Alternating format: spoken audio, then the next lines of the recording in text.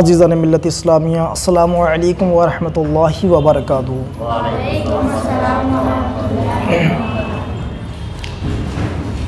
अभी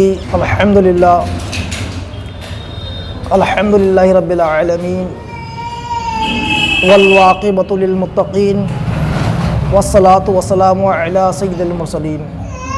अम्मा बअद फ़अऊज़ु बिल्लाहि मिनश शैतानिर रजीम। बिस्मिल्लाहिर रहमानिर रहीम।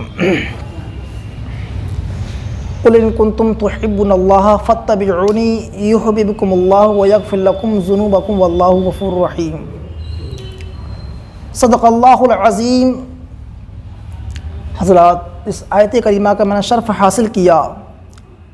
अल्लाह फरमाता है, क़ुल इन कुन्तुम तुहिब्बुनल्लाह फ़त्तबिऊनी युहब्बिबकुमुल्लाहु व यग़फ़िर लकुम ज़ुनूबकुम वल्लाहु गफ़ूरुर रहीम। अल्लाह फरमा रहा है, ऐ महबूब आप फरमा दो। अल्लाह अपने महबूब से क्या फरमा रहा है? ऐ महबूब आप फरमा दो। ये लोग अल्लाह को राज़ी करना चाहते हैं तो अल्लाह यूं ही राज़ी नहीं होगा। फ़त्तबिऊनी, मेरी इत्तिबा करो, मेरे पीछे चलो, अल्लाह तुमसे राज़ी हो जाएगा। व यग़फ़िर लकुम ज़ुनूबकुम, अल्लाह तुम्हारे तमाम गुनाहों को बख्श देगा। वल्लाहु गफ़ूरुर रहीम, अल्लाह तुम पर रहम व करम की बारिश फरमा देगा। हज़रात, ये अल्लाह फरमा रहा है और किससे फरमाया? अपने महबूब से। इसी के आगे माँ बाप का जिक्र भी आता है। इसके बारे में कुरान फरमाता है कि अगर माँ बाप आपके बुढ़ापे को पहुँच जाए, उम्र ज़्यादा हो जाए, तो अपने माँ बाप से तुम उफ़ तक मत कहो। अगर वो कोई आपसे कोई ऐसा अल्फाज निकाल दें तो ये समझ लेना कि जब वो बुढ़ापे में पहुँच जाएँ तो आप उफ़ तक ना कहो, वो कुछ भी कहें, जिसके बारे में दीन खुद फरमाता हमारा। रसूलुल्लाह फरमाते हैं कि गोया जब तक माँ ज़िंदा है, बाप हयात है, तो सोचा जन्नत और दोज़ख वही है उसके लिए, जन्नत और दोज़ख। और अगर वो दुनिया से चले गए तो सोचिए, इसके बारे में नबी फरमाते हैं कि जन्नत तुम्हारे करीब थी और तुम जन्नत ना ले सके। और आगे देखिए आप, जब एक शख्स का दुनिया से जाने का वक्त जा रहा तो आप सल्लल्लाहु अलैहि वसल्लम उसके पास आए और आने के बाद कुछ सहाबा अर्ज़ कर रहे थे, या रसूलुल्लाह सल्लल्लाहु अलैहि वसल्लम, हम इससे कलमे की तलकीब कह रहे हैं कि आप कलमा पढ़ लें, कलमा पढ़ लें। तो ये कलमा नहीं पढ़ता है। तो मेरे आका इरशाद फरमाते हैं कि ये बताओ आप कलमा क्यों नहीं पढ़ रहे? तो वो अर्ज़ करता है, या रसूलुल्लाह सल्लल्लाहु अलैहि वसल्लम, मैं पढ़ने की कोशिश कर रहा हूँ, कलमा नहीं पढ़ पा रहा। तो फिर आपने फरमाया कि इसके माँ बाप ज़िंदा हैं, इसके माँ बाप ज़िंदा हैं। तो एक साहबा अर्ज़ करते हैं, या रसूलुल्लाह सल्लल्लाहु अलैहि वसल्लम, इसके बाप दुनिया से इंतकाल कर चुका है, इसकी माँ हयात है, माँ ज़िंदा है। फिर आपने फरमाया इसकी माँ को बुला के लेके आओ, इसकी माँ को लेके आओ। तो एक साहबी जाते हैं और उसकी वालिदा को लेकर आते हैं, और आने के बाद आपने इरशाद फरमाया कि आप इससे खुश हो? तो उसकी माँ है, कोई जवाब नहीं देती। फिर मेरे आका इरशाद फरमाते हैं कि आप अपने बच्चे से खुश हो? तो उसकी माँ अर्ज़ करती है कि या रसूलुल्लाह सल्लल्लाहु अलैहि वसल्लम, मैं इससे नाराज़ हूँ, मैं इससे नाराज़ हूँ। फिर मेरे आका इरशाद फरमाते हैं कि अगर मैं एक गड्ढा खोदूँ और उसके अंदर आग को दहकाऊँ और तेरे बच्चे को डाल दूँ, तुझे कैसा लगेगा? उसकी माँ की ममता तड़प उठती है और अर्ज़ करती है उसकी माँ कि या रसूलुल्लाह सल्लल्लाहु अलैहि वसल्लम, मैं अपने बच्चे से नाराज़ तो हो सकती हूँ, इससे रूठ सकती हूँ, परेशान हूँ कि ये मेरे कहने के मुताबिक नहीं चलता है।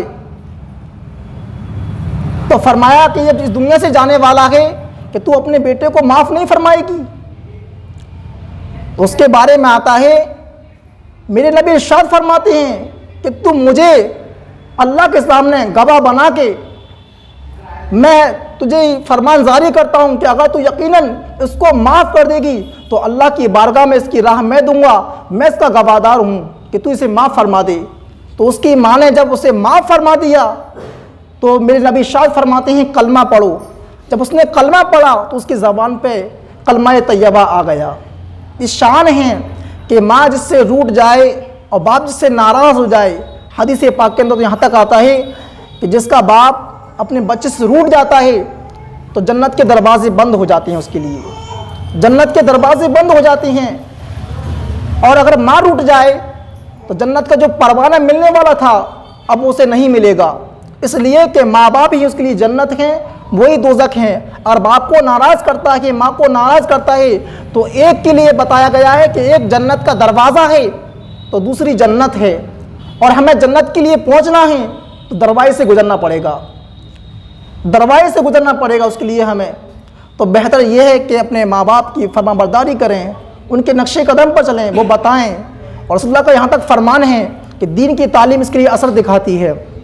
यहाँ तक आया है कि हम बच्चों को जब तालीम देते हैं दीन की तो इससे एक फ़ल मिलता है, और वो फल ये है कि अगर हम दुनिया के जब तालीम देते हैं तो आप देखें दुनिया के हिसाब से जो डिग्रियाँ होती हैं हमें उसे हासिल करने में बड़ा वक्त लग जाता है, बहुत वक्त लगता है, एक समय गुजर जाता है। और फिर भी उसके बावजूद अगर हमें डिग्री मिल भी जाती हैं तो हमारे अंदर ये देखें कि जब हमें डिग्री मिल जाती हैं, जब ऊंचे मकाम पर पहुंच जाते हैं तो उस बच्चे के माँ बाप को डर लगता है, खुदा ना खास्ता कोई ऐसा अल्फाज हमसे ना निकल जाए इससे हमारा बेटा नाराज़ हो जाए। इसकी मिसाल आप ये कर सकते हैं कि अगर हमने अपने बच्चों को एसपी बनाया, मैं दुनिया के दायरे से बता रहा हूँ कि ऐसा नहीं है कि दुनिया के इल्म ना सिखाएं, अपने बच्चों को इल्म हासिल कराएं, साथ के साथ दिन की तालीम भी ज़रूर दें। दुनिया का इल्म सिखाएं और अपने बच्चों को दिन की तालीम भी दें। जब दोनों तालीम आपको मिलेंगी तो आप दुनिया और आखिरत में फ़र्क जान जाएंगे, क्या फ़र्क है इसके अंदर। तो अपने बच्चों को दोनों तालीम दें। तो जैसे बताया मैंने आपको कि अभी डिग्रियाँ जो होती हैं हम अपने बच्चों को पढ़ाते हैं, और पढ़ाने के बाद जब कोई बड़ी डिग्री उसको हासिल हो जाती है कि वही बच्चे के माँ बाप डरते हैं, सोचते हैं कि कोई बच्चा कोई बात बुरी नहीं लग जाए हमारी।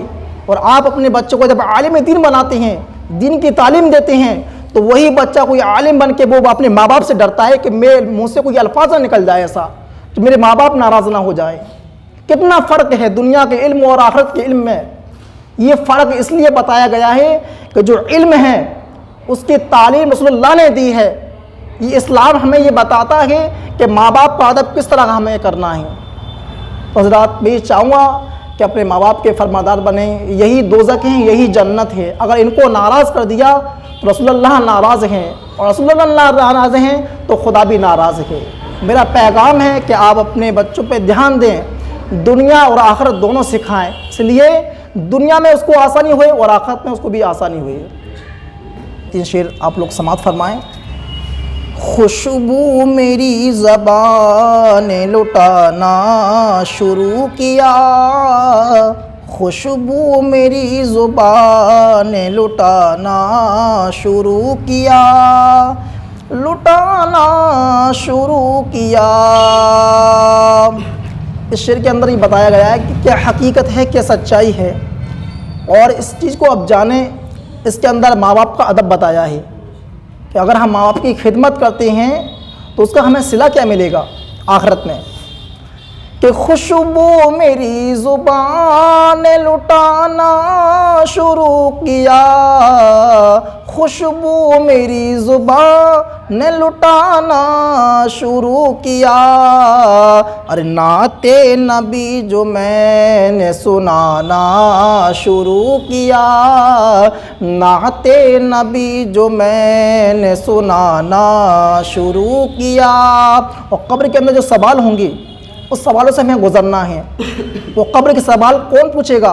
2 फरिश्ते हैं जिनके नाम मुनकर और नकीर है, उनका जिक्र इसके अंदर आया है कि मुनकर नकीर ने कहा ये कौन है बता, मुनकर नकीर ने कहा ये कौन है बता, मुनकर नकीर ने कहा ये कौन है बता, मुनकर नकीर ने कहा ये कौन है बता, तो आशिक ने बस दुरूद सुनाना शुरू किया। आशिक ने बस दुरूद सुनाना शुरू किया। नाते नबी जो मैंने सुनाना शुरू किया। और हज़रात ये आखिरी शेर है जिसके बारे में माँ का जिक्र आया है इसके अंदर, और माँ की ताज़ीम बताई है कि माँ का अदब व एहतराम क्या होता है। कि जन्नत भी मुस्कुरा के मुझे देखने लगी, जन्नत भी मुस्कुरा के मुझे देखने लगी।